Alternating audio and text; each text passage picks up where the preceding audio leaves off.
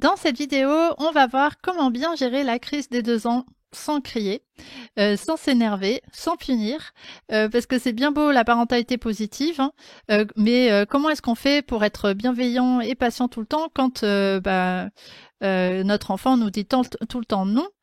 Comment faire pour gérer ça sans s'énerver? Voilà, donc c'est ce qu'on va voir dans cette vidéo. On va voir d'abord ce que tu dois absolument comprendre sur cette période des 2 ans pour ne plus rentrer tout le temps en conflit avec ton enfant. On va voir aussi une erreur que 90% des parents font quand vient la période des 2 ans, mais c'est vraiment important d'éviter absolument cette erreur. Et on verra aussi plein d'astuces et conseils à connaître absolument pour que tout se passe beaucoup mieux. Voilà, donc alors d'abord ce que tu dois absolument comprendre sur cette période des 2 ans. Et c'est vraiment important que tu le comprennes parce que pour partir sur des bonnes bases, parce que moi je le vois vraiment bien avec mes clientes que j'accompagne, c'est que si tu pars pas directement sur de bonnes bases, évidemment que tu peux rattraper ça par la suite. C'est sûr, hein, tu peux tout le temps, tu peux commencer la parentalité positive à n'importe quel stade, mais en fait c'est plus au niveau confiance en toi que tu vas commencer à perdre confiance parce que tu te dis que ton enfant t'écoutes pas, donc forcément t'es une maman incompétente, etc. Et vraiment c'est quelque chose que je constate beaucoup chez les mamans que j'accompagne, c'est cette perte de confiance. Donc c'est quand même mieux de partir sur de bonnes bases dès le départ, comme ça tu seras plus confiante pour la suite et ça viendra plus naturellement pour appliquer tous ces conseils que je vais te donner dans cette vidéo. Voilà, donc ceci étant dit, donc c'est vrai que cette période des 2 ans, ça peut être assez déconcertant parce que jusque-là, en gros, t'as affaire à un bébé, donc forcément, il se laisse faire, tout se passe bien, et puis tout à coup, ton enfant se met à s'opposer, voilà, et puis tout devient compliqué. Donc, je vais te faire une petite réponse en 2 temps sur cette fameuse période des 2 ans. Alors, oui, c'est vrai que il y a une phase d'opposition, plutôt une phase d'affirmation vers l'âge de 3 ans. Donc, ton enfant, il a envie de décider. Donc, c'est le fameux terrible 2, comme on dit en anglais aussi, hein, le terrible 2. Mais en fait, l'erreur, c'est de tomber dans le fatalisme, c'est de se dire, de toute façon, c'est la crise des 2 ans, donc de toute façon, c'est normal que ça soit compliqué, je peux rien faire, etc. En fait, et c'est vraiment super important que tu comprennes ça, c'est que si tu as une bonne compréhension de ton enfant, en fait, il n'y a pas de crise de 2 ans. En fait, la crise des 2 ans, c'est un mythe. Et quand je te dis que tu dois avoir une bonne compréhension de ton enfant, c'est vraiment pas pour te critiquer parce que en fait c'est vraiment quelque chose qui est hyper répandu. Tout le monde dit qu'en fait c'est la crise de 2 ans, c'est le terrible 2, donc laisse tomber. De toute façon, c'est comme ça se passe comme ça, puis voilà, ça va passer. Voilà. Donc à retenir, si tu dois retenir une chose de cette vidéo, voilà, donc tu prends un cahier, tu prends un stylo et voilà, tu notes. Crise des 2 ans, voilà, et tu barres. Tu barres, stylo rouge, tu prends ton plus beau stylo rouge et tu barres. Il n'y a pas de crise des 2 ans. Voilà, donc c'est vraiment important que tu retiennes ça si tu dois retenir une seule chose de cette vidéo. Parce qu'en fait, si tu te dis que tout de suite il y a une crise des 2 ans, en fait tu vas te conditionner à penser que de toute façon c'est censé être compliqué et du coup tu vas rentrer dans le conflit avec ton enfant. Donc voilà, donc crise des 2 ans, tu pars, il n'y en a pas. Voilà, donc c'est vraiment super important que tu comprennes qu'en fait c'est juste une histoire de bien comprendre ton enfant. Et si tu comprends bien ton enfant, il n'y a pas de crise. Et d'ailleurs, petite note à part, c'est la même chose pour la crise de l'adolescence. En fait, bien sûr qu'il y a des spécificités sur l'adolescence, mais en fait, si tu connais bien ton enfant, ça se passe quand même bien. Donc voilà. En vérité, pourquoi est-ce que c'est compliqué à l'âge de 2 ans? En fait, c'est une réaction qui découle de tout ce qui s'est passé auparavant. Donc en fait, le mieux, quand tu t'intéresses à la parentalité positive, c'est quand même de partir dès le départ, même quand ton enfant est bébé, de commencer avec la parentalité positive pour que après, ça soit plus fluide. Après, je te dis ça, mais tu peux aussi bien sûr commencer à 2 ans ou même plus tard, hein, comme je te disais tout à l'heure dans cette vidéo. Voilà, donc mais tu peux tout à fait commencer aux 2 ans et ça se passera beaucoup mieux. Voilà, donc c'est normal en fait que ça soit compliqué tout à coup parce qu'en fait, ton enfant, il a envie de s'affirmer. Donc, et c'est normal après tout. Comment est-ce que tu te sentirais si tout le monde décidait tout à ta place? Bah, t'as forcément envie de décider de quelques trucs. Donc, comment est-ce que tu te sentirais, par exemple, si ton conjoint te donnait tout le temps des ordres? Donc, tu as envie de décider de certaines choses. Donc, voilà. Donc, en fait, c'est un problème de position, de se mettre dans cette position d'autorité avec ton enfant. Donc, comment faire pour gérer cette fameuse crise des 2 ans? Mais comme je t'ai dit, il faut barrer, donc on va dire cette période des 2 ans. Alors, je vais pas te donner des astuces du genre détourner l'attention de ton enfant, parce que ça, c'est vraiment juste des astuces gadgets, et en fait, ça va juste te sauver peut-être sur le moment, mais après, en fait, ça va te revenir en boomerang dans la tête. Donc, je ne te conseille vraiment pas ce genre de choses, hein. D'ailleurs, si tu as regardé d'autres de mes vidéos, tu verras que moi, je suis pas pour les astuces de parentalité positive, parce que, bah, en fait, c'est juste des espèces de petits pansements que tu vas mettre à droite à gauche c'est comme si tu avais un seau percé de partout, puis tu essaies de mettre des petits pansements partout. Alors en fait, il faut juste avoir une approche globale et changer de seau, quoi. Donc voilà. Mais c'est-à-dire qu'il faut avoir une compréhension globale plutôt que des petites astuces. Et en plus, je ne suis pas pour les petites astuces parce que l'objectif de la parentalité positive, c'est pas non plus de manipuler ton enfant pour qu'il t'écoute. C'est quand même à la base l'objectif de la parentalité positive, c'est d'avoir une approche respectueuse avec ton enfant. Donc du coup, forcément, manipulation, c'est bof bof. Donc, ce qu'il faut vraiment que tu comprennes, c'est que ton enfant, il ne s'oppose pas pour rien. Donc c'est important de comprendre pourquoi il s'oppose, parce que si on décide tout à ta place, bah forcément c'est pas très rigolé. Donc c'est pareil pour ton enfant. Donc voilà, donc c'est important de comprendre pourquoi il s'oppose. Sinon, c'est comme si tu nageais un peu à contre-courant contre une vague. En fait, la vague, elle arrive et puis toi, tu essaies de nager à contre-courant. C'est comme si tu luttes contre les choses en fait. Alors que si tu comprends pourquoi ton enfant il s'oppose, eh ben c'est beaucoup plus fluide. Donc, comment faire avec ton enfant quand il te dit non? Alors, juste petit aparté, on va parler uniquement du non de ton enfant qui s'oppose dans cette vidéo, parce que évidemment, à cette période-là, c'est aussi un âge où il tape, où il mord, etc. Mais bon, ça ferait un peu long d'aborder un peu, tout ça dans cette vidéo. Donc, on va voir uniquement par rapport au non. Voilà, parce que ça ferait beaucoup.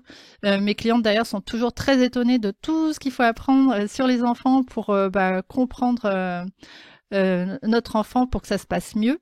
Mais c'est vrai qu'une fois que tu as bien compris tout ce qui est un peu en jeu, tout ce qui se passe dans la tête de ton enfant, ça se passe beaucoup mieux. Voilà, donc ça vaut vraiment le coup de se pencher sur la question. Voilà, et d'ailleurs c'est la même chose pour tous les âges. En fait, il y a des particularités pour chaque âge. Par exemple, je sais pas si tu connais l'expression pour la période des 4 ans, mais il y a le terrible 4, donc le terrible 4. Donc tu n'as pas fini avec les déboires entre guillemets. Donc si tu ne t'informes pas sur le fonctionnement de ton enfant, donc c'est vraiment important de bien connaître le fonctionnement de comment réagit ton enfant, pourquoi, etc. Voilà, alors tout ceci étant dit, je te parlais donc en début de vidéo de l'erreur classique à éviter absolument, mais que 90% des parents font quand ils sont confrontés à cette perte des 2 ans, c'est donc cette erreur, c'est de rentrer dans un rapport d'autorité. C'est-à-dire vraiment, plus ton enfant il va s'opposer, et plus toi tu vas forcer dans l'autre sens. Mais en fait, le problème c'est que plus tu forces, plus ton enfant il va rentrer en opposition. Donc c'est vraiment le truc à éviter absolument, parce que ça va juste en fait escalader et il y aura plus d'issue positive au conflit. Donc voilà, donc c'est vraiment ce qu'on veut éviter à tout prix. Donc c'est normal que ton enfant il ait envie de décider de certaines choses, et si tu le laisses décider de certaines choses, ça veut pas dire que tu tombes dans le laxisme. D'ailleurs, j'ai fait une autre vidéo sur les règles si c'est un sujet qui t'inquiète. Comment faire respecter les règles. Alors, donc, maintenant, comment est-ce qu'on fait concrètement donc pour pas rentrer dans un conflit d'autorité et et comment gérer ça sans s'énerver, mais avec bienveillance. Première chose, c'est vraiment éviter la formulation non. Alors, tu vas me dire, bah ouais, mais comment on fait pour éviter, enfin ne pas dire non quand ton enfant fait quelque chose, mais vraiment ce que tu dois d'abord comprendre, c'est que plus tu vas dire non, plus ton enfant va te dire non. C'est vraiment ce que je te disais sur l'opposition. Mais aussi, c'est par mimétisme. Ton enfant, forcément, bah, tu es son modèle, donc il reproduit tout ce que tu fais. Voilà, donc ça vaut pour le non, et d'ailleurs ça vaut aussi pour les colères. Donc si tu as tendance à beaucoup te mettre en colère, forcément que bah, ton enfant, il va suivre ton modèle. Donc c'est super important de bien comprendre que quand tu rentres dans une démarche de parentalité positive, c'est pas juste ton enfant qui doit changer, mais c'est aussi toi. En fait, tu dois travailler sur toi en tant que maman pour moins t'énerver, pour voilà. Donc il faut que tu comprennes ton fonctionnement à toi aussi pour que ça se passe mieux. Voilà. Et d'ailleurs, c'est ce que je t'apprends à faire dans mon programme d'accompagnement qui s'appelle Tsuka. Je te mettrai le lien en dessous de la vidéo. Donc, c'est un programme sur 9 mois pour avec une approche globale, donc aussi bien au niveau enfant que maman, pour vraiment pas juste agir en surface, mais vraiment avoir une approche globale qui fonctionne pour retrouver une belle relation avec ton enfant. Alors, donc comment est-ce qu'on fait pour diminuer les noms? Puisque tu vas me dire, bah oui, mais comment je fais avec mon enfant concrètement? Alors, déjà, bah tout simplement, tu peux formuler des phrases positives, parce que forcément, si je te dis ne pense surtout pas à un éléphant rose, bah à quoi tu penses? Tu penses à un éléphant rose, voilà. Donc, dis-toi bien que c'est pas parce que tu mets un ne pas dans la phrase que ton enfant il va entendre ne fais pas ça. En fait, il entend surtout ce que tu dis. Enfin, il entend quand même éléphant rose. Donc, si tu lui dis ne saute pas sur le canapé, lui, il entend saute sur le canapé. Donc, forcément, c'est pas très efficace. Voilà. Alors, sinon, deuxième chose qui est super efficace, c'est d'adapter l'environnement pour diminuer le nombre de noms. Alors, je t'explique. C'est-à-dire que si par exemple tu as, je sais pas, des objets fragiles dans ta maison et que ton enfant passe son temps à les casser, plutôt que de lui courir tout le temps derrière en lui disant bah non, ça c'est interdit, tu vas vite t'épuiser. Donc c'est mieux de mettre ces objets hors de portée. Et comme ça, t'auras pas besoin de dire non tout le temps. Voilà, c'est l'environnement est adapté et donc c'est beaucoup plus simple comme ça. Voilà, donc je te dis objet fragile, mais ça peut être pour n'importe quoi, toutes les choses voilà que ton enfant a tendance de faire et que tu voudrais pas qu'il fasse, tu adaptes l'environnement.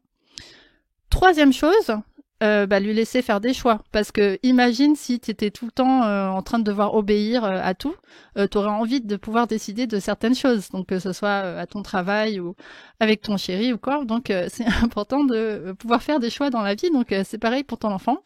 Tu peux lui laisser des petits choix simples, pas des choses qui compromettent ton organisation à la maison. Voilà. Alors, aussi, tu peux expliquer pourquoi telle ou telle chose n'est pas possible. Voilà, donc plutôt que de rentrer dans un rapport d'autorité, de dire c'est comme ça. Franchement, si on te disait ça, comment tu le prendrais? Donc, c'est pareil pour ton enfant. Hein, dès que tu rentres dans ce rapport d'autorité, comme on a vu, lui, il va rentrer en opposition parce que c'est pas rigolo quand on te dit c'est comme ça et c'est pas autrement. Voilà. Donc, expliquer, c'est beaucoup mieux. Autre chose que tu peux faire, donc, c'est poser des questions. Par exemple, si ton enfant il veut absolument mettre un t-shirt pour sortir alors qu'il fait 0 degré dehors, tu peux lui demander, il fait quel temps là? Alors par exemple déjà s'il pleut ou si le thermomètre indique 0 dehors, tu vois, tu peux lui faire constater des choses. Voilà, c'est mieux qu'il constate par lui-même. En fait, lui poser des questions, il va réfléchir plutôt. Donc ce sera pas toi qui lui dira, faut faire ça. Voilà. Et j'ai envie de dire la plus grande chose, la chose la plus importante, c'est prévois du temps.